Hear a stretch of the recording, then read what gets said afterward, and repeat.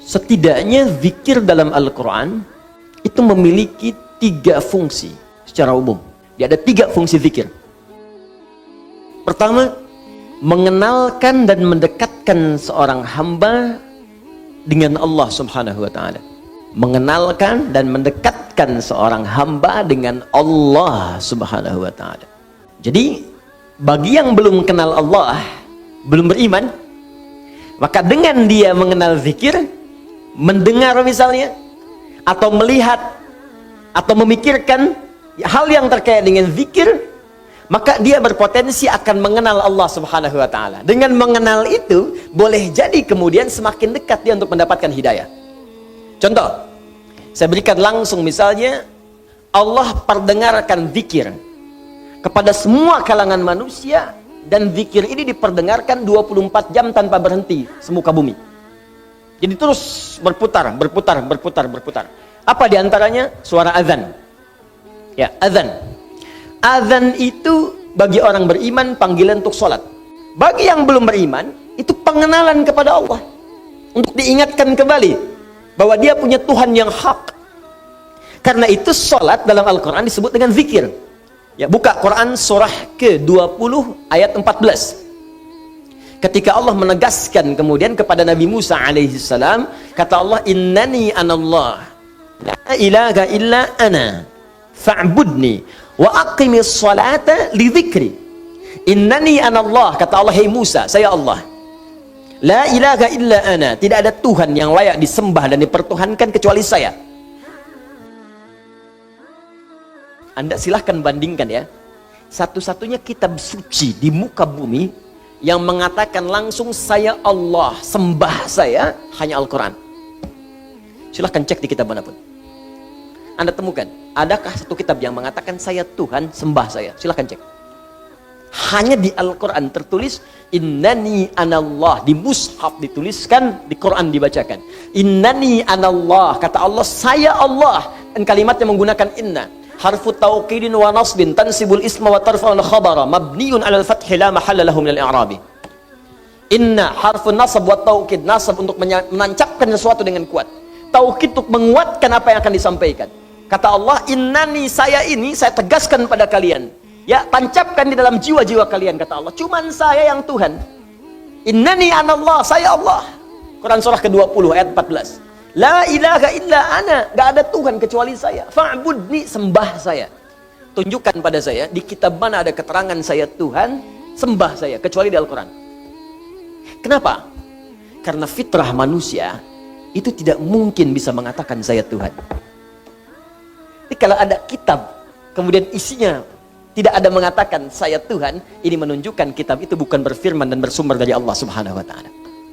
Karena hanya Allah yang mampu mengatakan saya Tuhan. Makanya satu-satu manusia yang pernah mengaku Tuhan kemudian menyadari dan fitrahnya menolak. Kan satu-satunya Fir'aun tuh. Direkamkan dalam Al-Quran, ana rabbukumul a'la, saya Tuhan kalian yang paling gede. Ya, lalu ketika dia akan tenggelam, bukan ralat ya Allah. Ya, al-ana hasasul haq. Di surat Yusuf muncul kebenaran. Ya, ketika kemudian perempuan menggoda, muncul kebenaran. Sama juga Fir'aun ketika mau tenggelam, sekarang nyadar kamu bukan Tuhan. Tuh. Di fitrah manusia itu nggak bisa mengaku Tuhan.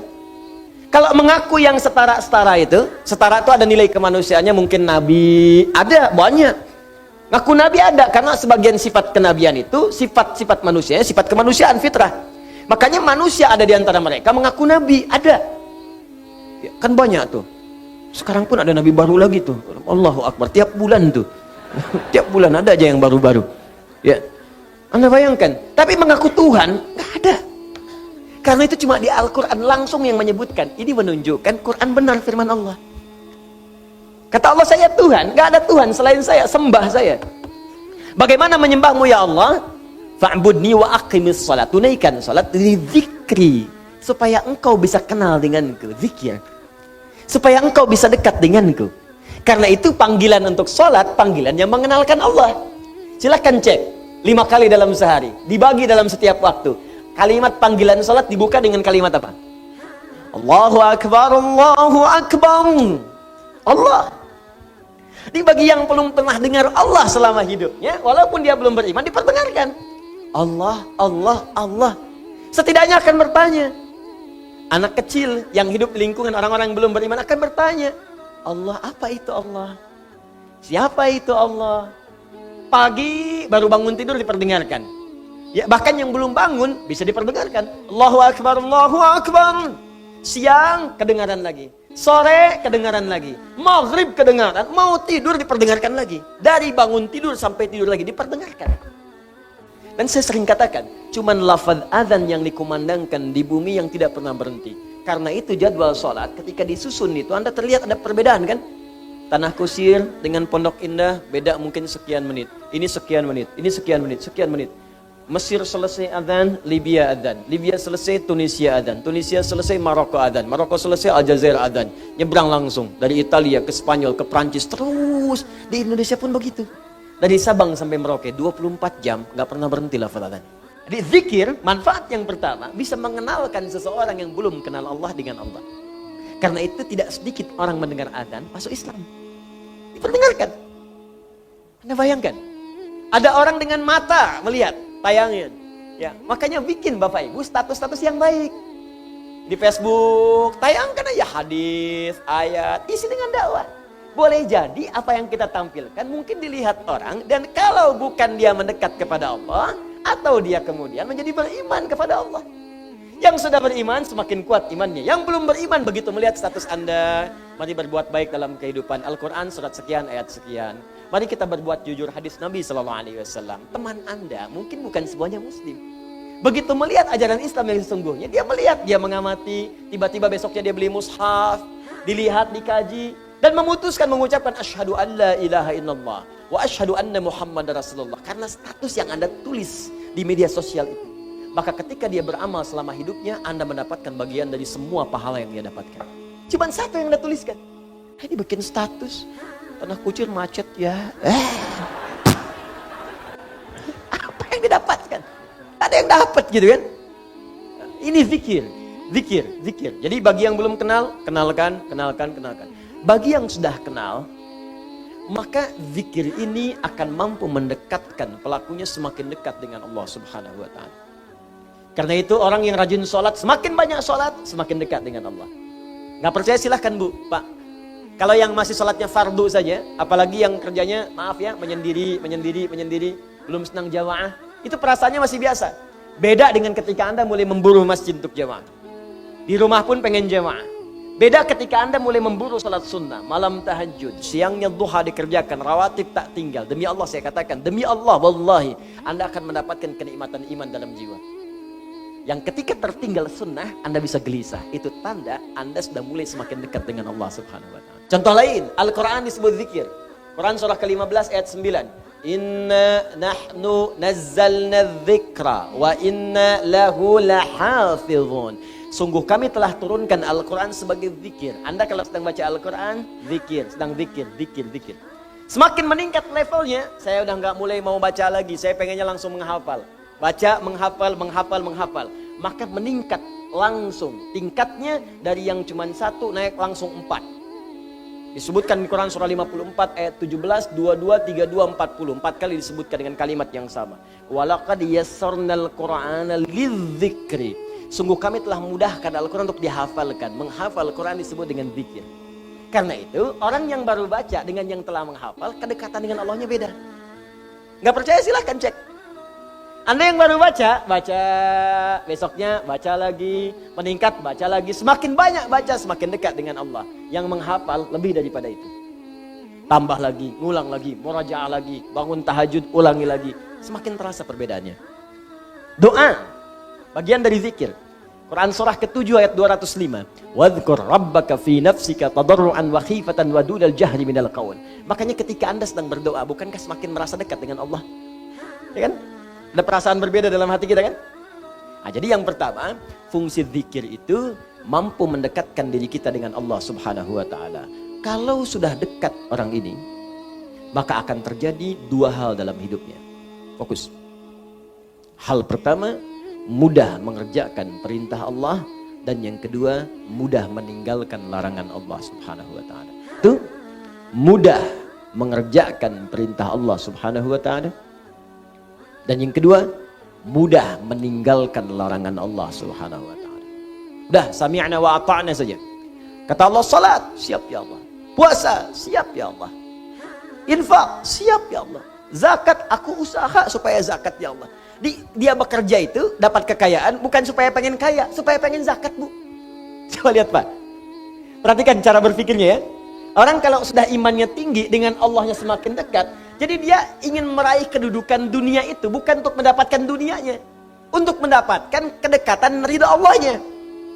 Di saat orang mencari dunia untuk menambah harta, saya pengen mobilnya diupdate dari Avanza jadi Ferrari, saya kan?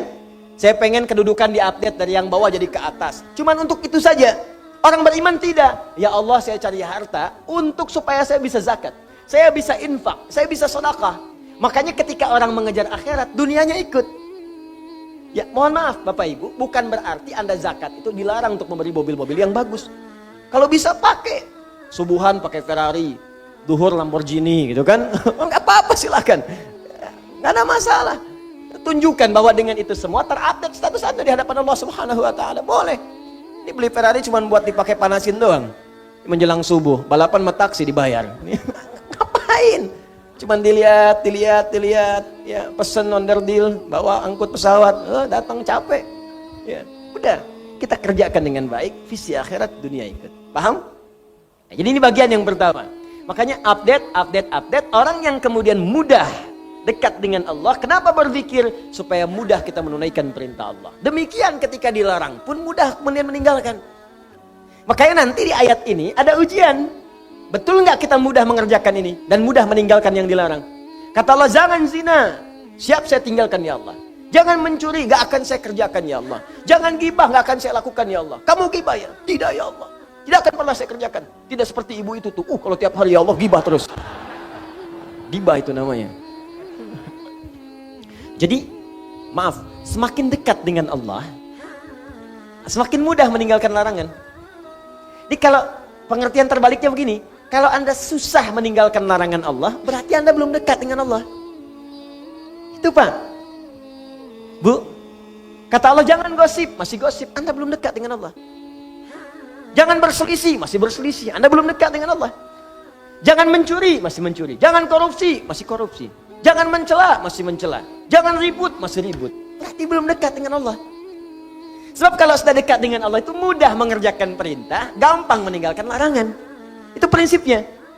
Karena itu kata Allah, saya turunkan di satu surat. Satu ayat belum cukup, 2 ayat. 2 ayat belum cukup, 3 ayat. 3 ayat belum cukup, 4 ayat. Nih sekarang kalau 4 ayat belum cukup, saya turunkan satu surat. Suratun anzalna. Sesurat saya turunkan.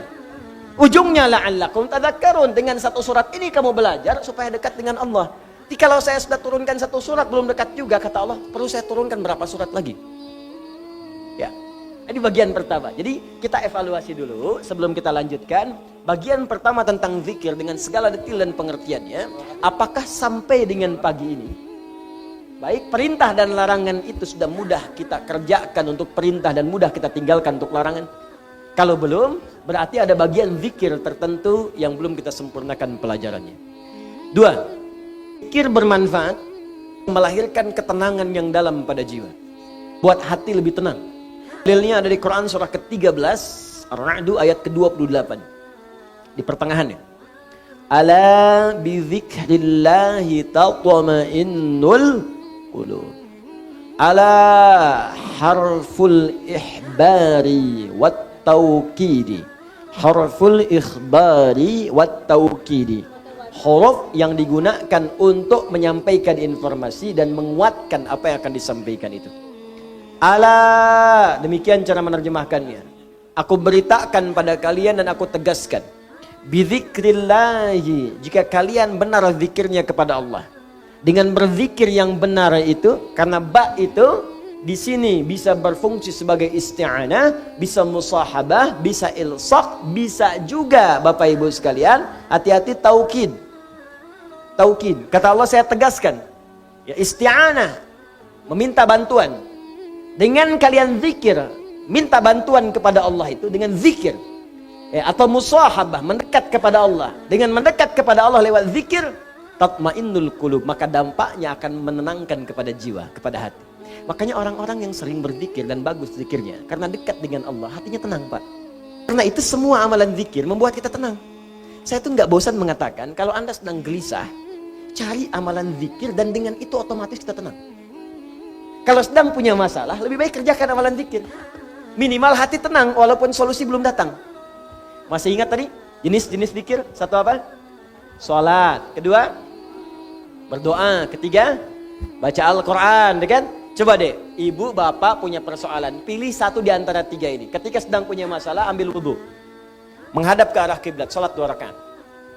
Silakan sholat. Sholat wudhu kah, ke masjid tahiyatul masjid kah, sholat aja dulu. Begitu Anda sholat, demi Allah saya katakan, kalau sholat Anda benar, seketika hati Anda saat sholat menjadi tenang. Bahkan masalah bisa tumpah saat sujud di atas sajadah. Betapa banyak persoalan sulit itu hilang seketika dengan hanya menghamparkan kening kita di atas sajadah. Banyak persoalan yang kecil menjadi besar karena dipersulit dengan adu argumentasi yang tak berujung. Kan papa katakan begini, iya mama kan sudah ingatkan juga, tapi kan papa begini, tak pernah selesai. Ada orang yang cuma bangun takbir Allahu Akbar, kemudian sujud. Dia tekankan keningnya di sajadah itu. Dia curahkan perasaannya, mengalir air matanya. Begitu salam assalamualaikum, pasrah jiwanya, tenang hatinya. Walaupun solusi belum datang, tapi ketenangan itu sudah ada. Dan ketenangan itu setengah dari solusi. Makanya orang tidak ingin kehilangan ketenangan. Orang lebih baik berkurang dunia dibandingkan hilang ketenangan. Cek kalau nggak percaya, cek ya. Anda pilih mana? Kaya tapi gelisah atau miskin tapi tenang? Jangan pilih yang ketiga. Kaya tapi gelisah atau miskin tapi tenang? Pilih. Paham ya? Itu. Tenang itu penting. Dan tenang itu setengah dari solusi. Ibu yang tenang mudah memberikan kemudian arahan kepada anak-anak. Suami yang tenang mudah kemudian membimbing keluarga. Pemimpin yang tenang di perusahaannya mudah mengatur kemudian arus perusahaannya, pekerjaan dan sebagainya. Guru yang tenang mudah memunculkan inovasi dan ide-ide yang baik kemudian. Tenang, itu penting. Jelas? Nah, orang yang sering zikir itu tenang. Baca Quran. Makanya kalau sedang ada kegelisahan, kita cari ketenangan. Ketenangan terbaik itu zikir. Makanya orang yang tenang itu cenderung sehat, Bu, Pak. Gak banyak penyakit. Artinya kalau selama ini Anda sering gelisah, zikirnya belum maksimal. Ya, uang belanja belum muncul juga, udah akhir bulan, gelisah gitu. Mana zikirnya? Ya, baru macet sedikit udah gelisah. Ya, baru gelap dikit mendung udah gelisah. Ya Allah panas sekali, kapan hujannya? Kasih hujan ya Allah, hujannya gede banget. Apa? Ya, ini yang paling hebat. Yang jarang banyak orang ketahui. Zikir kepada Allah meningkatkan kecerdasan dan menambah pengetahuan. Meningkatkan kecerdasan dan menambah pengetahuan. Bahkan dalam konteks ini Allah langsung memberikan gambaran ahli zikir itu bersamaan dengan ahli fikir. Jadi mustahil ada orang berzikir yang dia tumpul cara berfikirnya, mustahil. Kata Allah, ahli zikir itu pasti pikirannya tajam. Inovasinya tinggi, kuat dia. Karena itu di Quran surah ketiga Ali Imran ayat 190 sampai 191 disandingkan bagaimana kekuatan ahli zikir yang meningkat kecerdasannya itu berlipat-lipat. Inna fi khalqis samawati wal ardi wa ikhtilafil laili wan nahari la ayatil liulil albab. Siapa ulul albab di situ? Alladzina yadhkurunallaha qiyaman wa qu'udan wa ala junubihim. Belum berhenti, setelah itu wa yatafakkaruna. Kemudian fi khalqis samawati wal rabbana ma khalaqta hadza batila. Perhatikan, pertama disebut ulul albab, yang kedua disebut sering berpikir, berinovasi, merenungkan, kontemplasi. Siapa itu ulul albab? Bapak Ibu tahu kelapa enggak? Kelapa. Jangan katakan wallahu alam, kelapa. Kelapa. Tahu buahnya? Buah kelapa. Baik. Buah kelapa itu kan ada kulit yang kasar yang luar kan? Baik ya? Baik. Kemudian kalau dibuka serabutnya, serabut dibuka, ada apa dalamnya? Baik. Batoknya masih keras kan? Baik. Kalau batoknya dibuka lagi ada apanya? dagingnya kan, buahnya itu sama kulitnya tadi Bu ya. Jadi kalau ibu ada buahnya berarti keluar lagi dari awal ya. Ada dagingnya ya kan. Begitu dibuka udah batok, kok kulit lagi. Maaf ya, maaf. Saya agak detil kalau ke situ. Dibuka ada apa ya tadi? Dagingnya. Begitu dagingnya kemudian mau dimakan, di dalam daging itu ada apa lagi? Air. Nah, di dalam air itu ada apa lagi? Bukan, ada bagian yang lembut, yang putih itu. Tahu? Nah, itu yang disebut lub dalam bahasa Arab. Lubun. Jamaknya albab. Lub itu yang paling dalam dari sesuatu. Lub. Jadi kalau kita belajar itu, ada orang yang masih menangkap kulitnya luarnya. Ustadz dan nerangin sampai 2 jam. Ini kemana sih arahnya nih? Masih di kulit. Masih serabut tuh, masih serabut. Oh zikir. Batok. Kan?